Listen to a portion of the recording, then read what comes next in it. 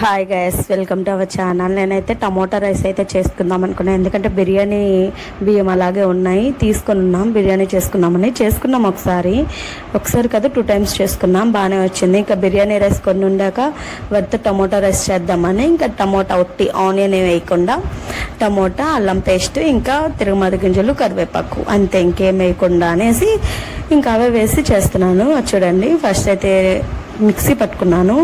టమోటాని ఇంకా అల్లం పేస్ట్ మొత్తం కలిపి మిక్సీ పట్టేసుకొని ఆయిల్ వేసేసి తిరుమతి గింజలు ఇంకా కరివేపాకు వేసుకొని పట్టుకున్న పేస్ట్ మాత్రం వేసేసి ఇంకా ఉప్పు, కారం, పసుపు, నేనైతే చికెన్ మసాలా వేస్తాను, అందుకే చాలా కలర్ఫుల్గా కనిపిస్తుంది.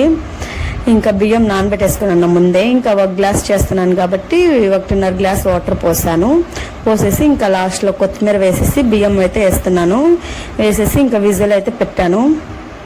విజిల్ పెట్టానో లేదా అలా కూర్చున్నా, విజిల్ వచ్చింది. ఎంత కలర్ఫుల్గా ఉందంటే, కలర్ఫుల్గా ఉంటే సరిపోతుందా అంటారేమో, కలర్ఫుల్గా ఉంది. టేస్ట్ కూడా అదిరిపోయింది. చాలా అంటే చాలా బాగా వచ్చింది. నేను ముందు చేసుకున్నాను కానీ ఇది ఇంకా బాగా వచ్చి కూడా ఇలాగే ట్రై చేయండి. చాలా అంటే చాలా బాగుంది. ఈ వీడియో నచ్చినట్లయితే ప్లీజ్ సబ్స్క్రైబ్.